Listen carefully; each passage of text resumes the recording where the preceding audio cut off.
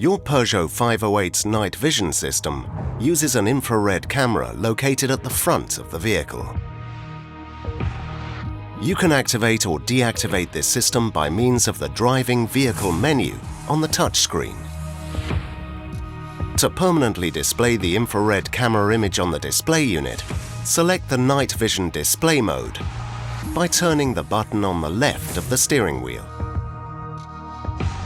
When conditions are met, an alert is activated to warn of collision risk. If pedestrians or animals are detected, they are displayed on the screen highlighted by a yellow rectangle.